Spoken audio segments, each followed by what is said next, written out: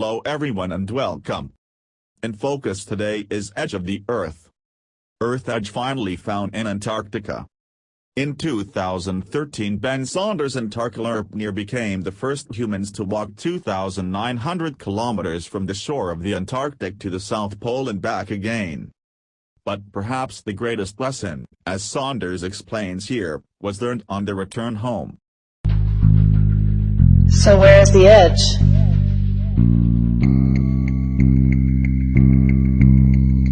Who's to say that there is an edge, and why assume there is one? Is it because when we are introduced to the idea of a flat Earth, it's always depicted like this?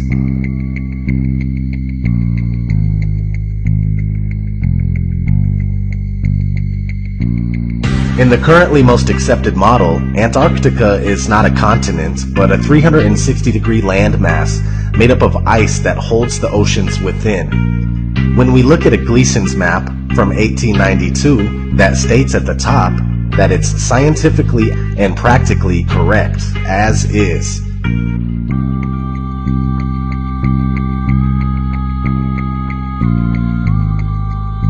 We see this Antarctic ice rim. The Gleason's map is basically an azimuthal equidistant projection which can be traced back to the year 1000. The AE map is also an official map of the United States Geological Survey, the USGS, and the official logo for the United Nations. The oldest known globe in the world is from 1492. This is something you need to keep in mind because many people argue that the azimuthal equidistant map is just a flattened out version of the globe, when in fact the globe is just a rounded version of this true world flat map. If the flat map came first and it has the ability to convert into a globe without any problems whatsoever, then that should tell you a little bit about how this globe deception was achieved. Now, back to if there is an edge or not. There is no proof that there is an edge past the Antarctic ice wall, but it is speculated by many that perhaps the plane that we live on is either extremely expansive or it's possibly endless. In these two scenarios, it would be logically assumed that more land is being hidden from the general public.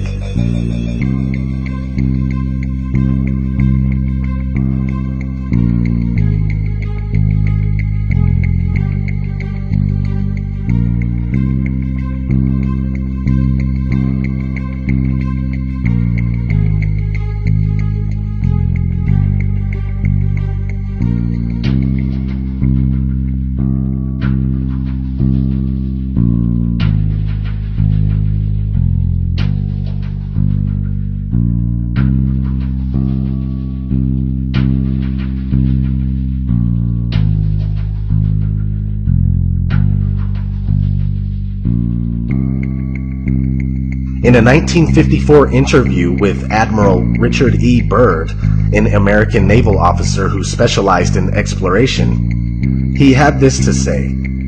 But strangely enough, there is left in the world today an area as big as the United States that's never been seen by a human being. And that's beyond the pole on the other side of the South Pole from Middle America. And I think it's quite astonishing that there should be an area as big as that unexplored. Implying that there is more land past Antarctica. If that uninhabited land was on a globe, it would be in the Indian Ocean. A recent discovery of an old Buddhist map in a newspaper from 1907 seems to support the idea of a vast plain with much more land.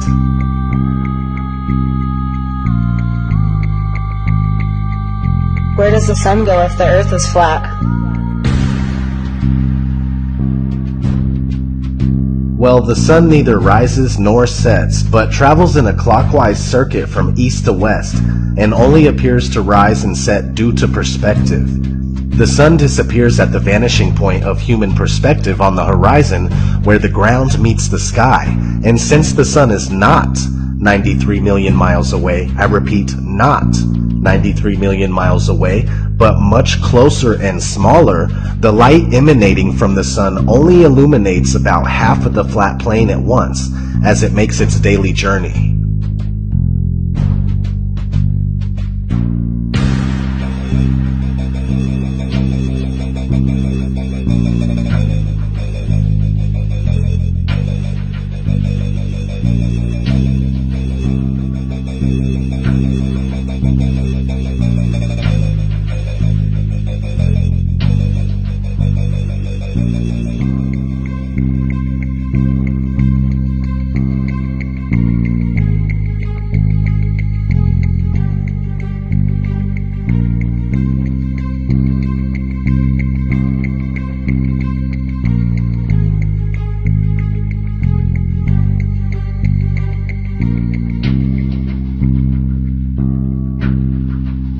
What's underneath the flat Earth?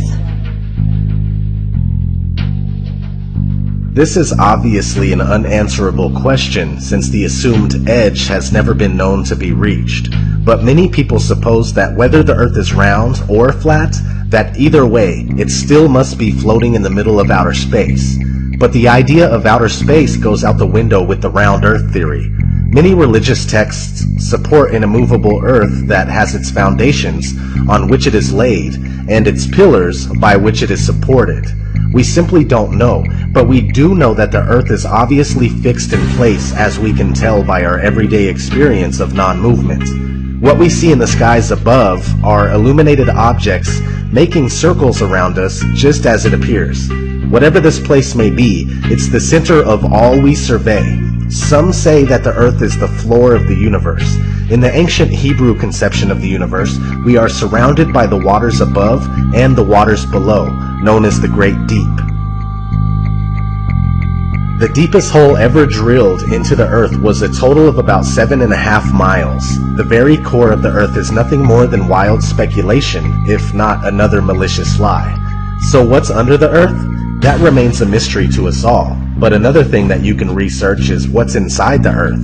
Multi-billion-dollar deep underground military bases known as DUMBs, D-U-M-Bs, right?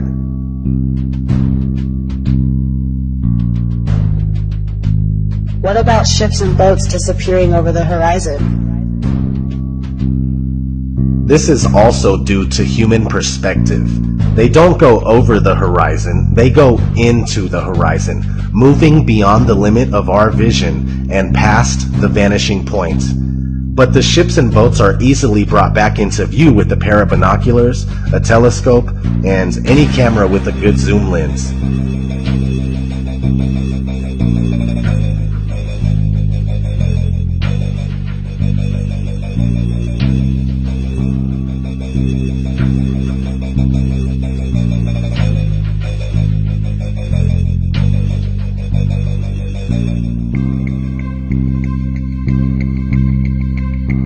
A great question to ask yourself is why can't we see noticeable curvature from 120,000 feet up? But many people claim that the supposed curvature can be seen from the ground by watching boats. It doesn't make sense.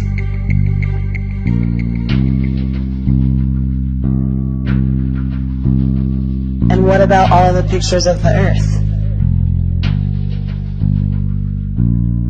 They are all clearly computer-generated images. They claim this picture from Apollo 17 in 1972 is real, and they also claim that the 2015 epic Earth picture is real. But NASA employee Robert Simon gave us a glimpse of how they do it when he shared his experience of creating the Blue Marble 2.0 in 2002. He is now called Mr. Blue Marble. He was interviewed and on record stating, "The last time anyone took a photograph from above low Earth orbit that showed an entire hemisphere, one side of the globe, was in 1972 during Apollo 17. NASA's Earth Observing System, EOS, satellites were designed to give a checkup of Earth's health. By 2002, we finally had enough data to make a snapshot of the entire Earth, so we did." In 2002, Blue Marble 2.0. NASA's Rob Simon made this. Simon's job is... It's primarily taking data and making pictures out of it. That's what this is. A composite of data sets from several different instruments translated into a picture. So we actually had to take clouds out. They stashed the clouds for later, went onto the ocean. That came from an instrument that measures phytoplankton in the sea. Where it was low, I colored it dark blue because they're low mostly in mid-oceans. And then where it's a little bit higher, it was like a little bit brighter green. Then add the clouds back in. There's a small problem with it because there's a very slight gap in between each orbit. So some of those are painted on. It is photoshopped, but it's has to be. Then there was another layer to sort of simulate the atmosphere. And then there's this little bright spot. It's called the specular highlight. So it's the reflection of sunlight off of water. Those are the pieces, but you can't just slap them all together. It just didn't look realistic. It looks kind of flat, or the clouds are sort of too see-through. So I just take Command Z a lot. There's artistry to creating the world. what I imagine it to be. Unfortunately, I'm not an astronaut. I've never been to space, but I've looked at these images over and over again.